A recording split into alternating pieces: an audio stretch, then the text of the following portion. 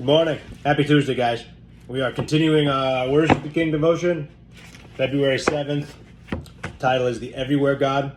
I got my wife to help me today. She's going to be reading the Bible, which is Psalm 139. And you're up. Psalm 139.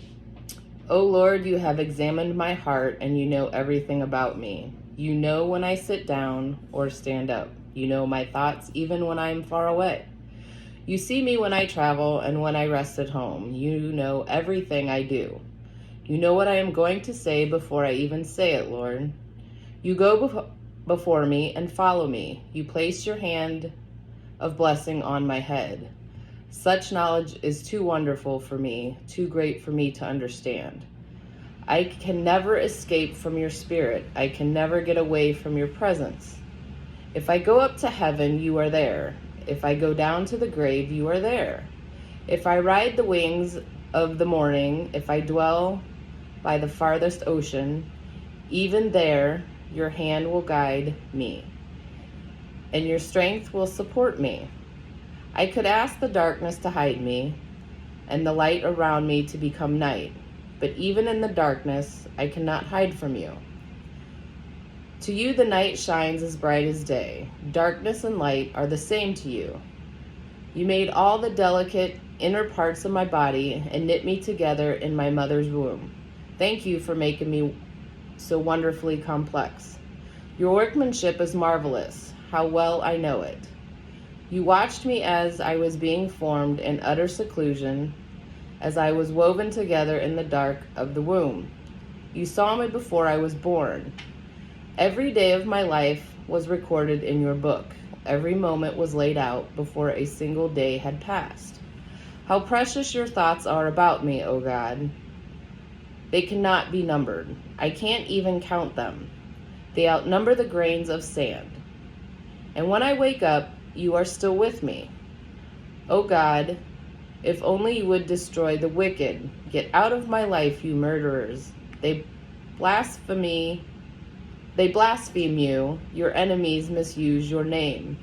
O Lord, shouldn't I hate those who hate you? Shouldn't I despise those who oppose you? Yes, I hate them with total hatred, for your enemies are my enemies.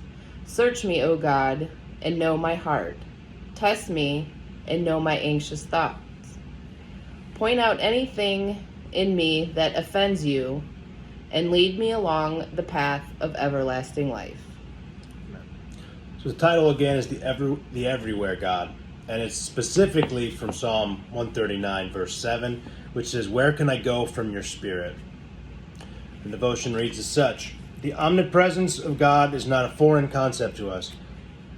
We're quite familiar with the idea that he is everywhere at all times. A more relevant issue for us involves the practicality of that notion. God's presence needs to be more than an intellectual understanding. Deep down, we want to ask the vital questions. So what? There are times in our lives when God's presence is an uncomfortable reality. Those independent times when we don't necessarily want him to be watching us. But most of the time, we need to know that he's there. We struggle with anxiety, fear, uncertainty, loneliness, and discouragement. When we do, we don't only want to know that he is observing, we also want to know that he is intensely involved.